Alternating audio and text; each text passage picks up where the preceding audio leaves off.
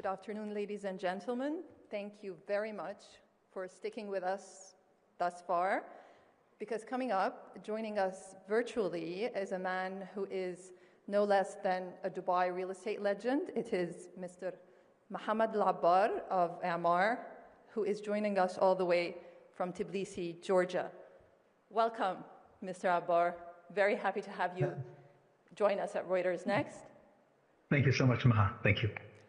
Let me start by asking you, Mr. Alabbar, you've recently been quoted as saying that Emaar, which is synonymous really with Dubai's success, is outgrowing Dubai.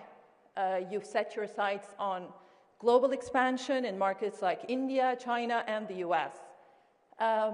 If you look at the US now, can you tell me a little bit about why you think Emaar can compete in the market there? Does having a president with a real estate background help? Well, it's simple. It's not really that. It's just after 30 years of mistakes, I think I learned a few tricks, which means that wherever you go, you have to do business with the local community. So my thinking about the US is that you really have to gang up with some of the largest players. Because what I'm thinking about doing in the US, it's not a small thing. The US suffers from about almost 5 million units of housing. And that gets, you add about 200,000 units every single year. And my thinking, and I want this message to be for Mr. Trump, is that if you continue, and I know he doesn't, because I think he's a very practical man, is that the US will face disaster if it continues with the shortage of housing that they have. And I guess, you have problems in New York where people are moving to one side or another. I think there is shortage of housing everywhere, but New York, California, where affordability is breaking cities, right? Mm-hmm. And again, we're not going to say that you have huge problem in your hand, Mr. Trump, but listen, we have a solution for you. So to be honest with you, I've done the study just after he came to office, and I spoke to one of his people, and they said, Mohammed, the priority is not that at this stage. But in my mind, I said, you know what? I think Mr. Trump is a very realistic man. So they need about capital of about $400 billion capital. I think you should gang up with a lot of the big real estate companies in the US. And there's a lot of great states that have a lot of federal and local land. Now, the agony is that if you were to look at the real economic impact of solving the housing problem in America, you will eliminate 50% of the inflation index rate. So that's 50% down. You will be creating close to about 20 million jobs by solving that. But what's interesting is that in 10 years, the US government will collect 2.5 trillion in taxes while solving the housing shortage. Because you guys know very well that you can talk about AI, you can talk about technology, you can talk about autonomous cars, investment in data centers. Thank you so much. We want to have a house. You know how house is important for all of you? It's more important than AI, right? Yeah. So I'm saying that this is my message to Mr. Trump. Mr. Trump, we can raise in 1 week $400 billion. We'll bring in all the local players. There's a lot of great states in America. We expand cities. The U.S. cannot continue having this housing shortage because we want the U.S. to be successful. We want China to be successful. We want Russia to be successful. We want Europe to be successful. And housing shortage globally is a disaster. And the increase of home prices in America of about 10% a year is not a good solution. Affordability is critical, and you look at the young people now with all the trouble that you see in Morocco or Madagascar or other countries. You will see that in these other cities because really, there are 90% of the young people in China, they own homes, but in America only 50% they own homes. But we don't want that. We want to have solutions. So with my respect to all the wealthy, extra rich billionaires in America, let's solve this. Otherwise, your country is at stake. There's a big risk in this. So, Mr. Alabbar, you're talking about entering the U.S. market with acquisitions, with mergers. across the board, not in the luxury market. Can you tell us a bit about how much firepower Emaar has at the moment for mergers and acquisitions? What kind of U.S. companies are you going to be looking at? Well, today our board is debating, and our investment committee is debating not only size, but also markets. We look at India with great interest because, the evolution of economic development in India is quite good. China is also, still suffering with their housing problem, but they'll come out of it. The US, of course, interesting. Europe, no doubt, even with its aging population, is interesting. So at this stage, we have not, but actually the firing power is because of our low debt and our cash position. It's quite sizable. We can do a lot, but then our philosophy is that we want to go and either joint venture with the local good operators or buy a stake in companies with local knowledge in these markets.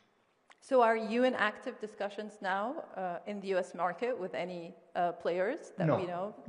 No, we're not. Mr. Alabbar, let me take you back into our region where unfortunately we still have a volatile situation in Gaza, unclear whether the ceasefire will hold, although we have a lot of hope for it holding. There's been a lot of talk of reconstruction. Have you been approached about that? Have you been part of it? And what would it take for a company like Emaar to get involved in Gaza reconstruction? No, I have not been approached. But it's funny that my father, he only tells me one thing with my mom as well. They always tell me that, Mohammed, clean up your garbage. Mohammed, fix your bed. Mohammed, clean your plate. So this is the philosophy that I follow, that everybody should clean up his garbage. If I have eaten in my plate, then it's my job to clean my plate. You get what I'm saying? I do indeed. So you're saying that Israel should be responsible for a large part of the reconstruction of Gaza?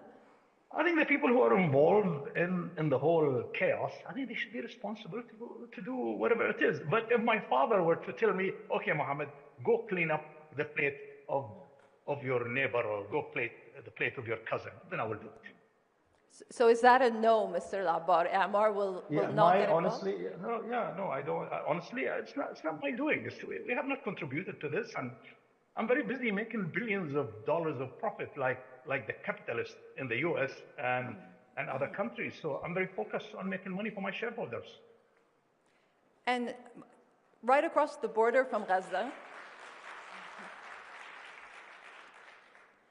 right across the border, Mr. Alabbar, you have been making good money in Egypt, where with a huge investment on the north coast, on the Mediterranean, now you're going to replicate Marassi on the Red Sea. Can you tell us a little bit about your success in the Egyptian market and what it takes to turn more Egyptian resorts into global destinations like you've done with Marassi on the north coast?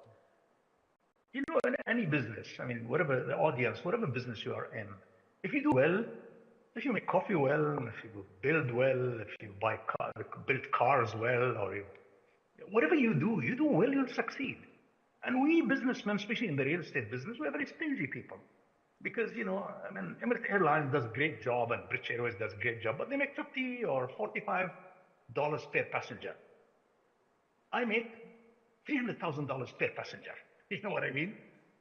And so we have such profit that we should do a good job. We should design well. We should build well. We should be honest with our customers, right? So this formula have really worked well with us locally and globally. And Egypt is doing well. So our development in the Red Sea, we had an incredible success in our first launch that we had to stop the sale after 3 days. But the reason is that we really we do good work. We have good staff. We have good people, and we're genuine about what we do. And we like beautiful life, and we build quality. And Egypt is an incredible country, just incredible. How much money are you putting into Marassi Red? Marassi Red will cost us total investment of about $17 billion. Is that almost as much as you spent on the North Coast, or are you upping No, that? no. Of course, the North Coast, we built it when construction cost was much lower. So I think the numbers are different. Mr. Alabbar, you did say the Chinese market has been facing a downturn. Why is it an attractive market for you at the moment? Are you seeing the downturn as a big opportunity for Emaar to increase its investments there? What's particularly attractive? Well, I lived with the Chinese from the age of, 28, I think, for 7 years. I was trained by them. I know how they think. I know their DNA. And please, I want to tell the audience one thing. Do not think that China is powerful because they are 1.7 billion people. No. It's powerful because there are 1.7 or 1.6 billion people that has China DNA. And China DNA, I know, is different. Look what they've done to the electric cars, right? They've done the same to every single industry. They have two problems. One problem, they don't speak English. Second problem, they don't have a CNN. And third problem, let's make three, they don't have Hollywood. Because Hollywood exports American propaganda about Starbucks, about Coca-Cola. So I'm a pure believer in the power of China and what China is cooking. So the same thing is that, if they are having a bit of difficulty in, oversupply of housing and so forth, they'll come out of it. I really want to participate in the future of China. And whatever problems they're having, rivalry with America, even if it continues for 10 years, we'll get over it. So we have to plan way ahead. And China, United States, India, these are very serious economies that you have to plan to deal with them and learn. I wish I was younger. I would have learned Mandarin before the English language. So you don't speak any Mandarin? You didn't pick up any Mandarin while you were by the way, when I was in Singapore, I took 3 months night classes. I failed miserably. That sounded very good to me. You mentioned India. India is a market where you've had successes, but you've also had some challenges. Going forward, what have you learned from these challenges in India? What will you be doing differently? Yes, our problem is that we made a mistake that some markets like India, you really need to go and joint venture with the local players. They know the local politics, they know the local regulation, they know how to deal with bureaucracy. And that's what we're doing now. We're speaking to a few players where we merge our business with them because that's a great market. Mm-hmm. So you're still looking to expand there despite the challenges? Yes, absolutely. And you're still willing to put money in India? Yes, I think probably the board will review that, but most probably will be positive to put more money in India. Before I finish my real estate questions, there's one question I'm sure is on everyone's mind here. I have to ask it. What about the Dubai real estate market? What do you think? Where do you think it's going? Is there a bubble? Is there no bubble? Will we continue a trajectory upwards? Well, the last time I was in EU conference, I told my colleagues in the EU, I said, please fix your economy. There's so many people moving from the EU to UAE. We have no space for you. So please fix your economy, and we can't handle too many of these people. This city and this country is blessed. It's blessed with leadership.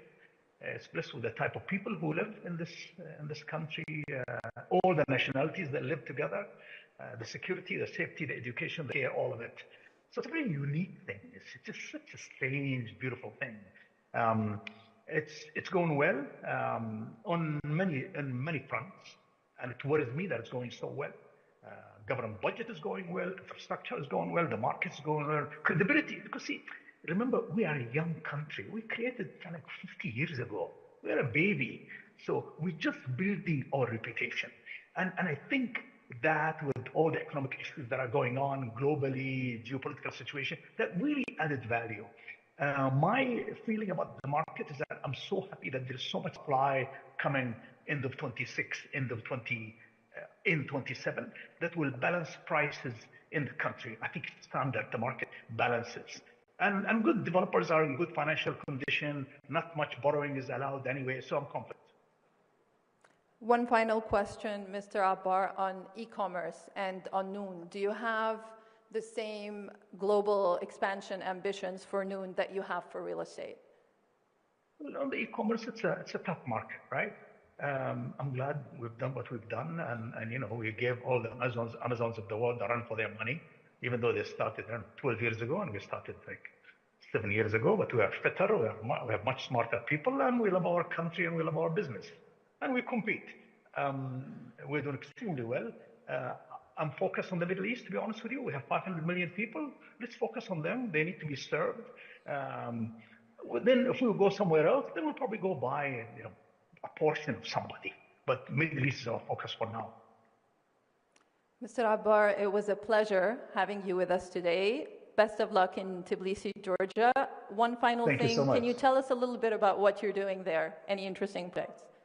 Yeah, this is my country number 20. So I have a 6.5 development, half of it in Tbilisi, half of it on Batumi on the Black Sea. It's a gorgeous country, beautiful food, beautiful people, beautiful landscape. Their economic indicators last year, 9% growth, this year 7% growth. And I'm doing large projects. And I love the trees, I love the birds, I love the people. And the market is extremely good, and they're only 3 hours away from home. Thank you so much, Mr. Alabbar. Real pleasure having you with us today. I do apologize that I'm not with you. I do apologize. Next year, you will be sitting with us. Thank you so much. Thank you. I wish all of you well. Thank you so much.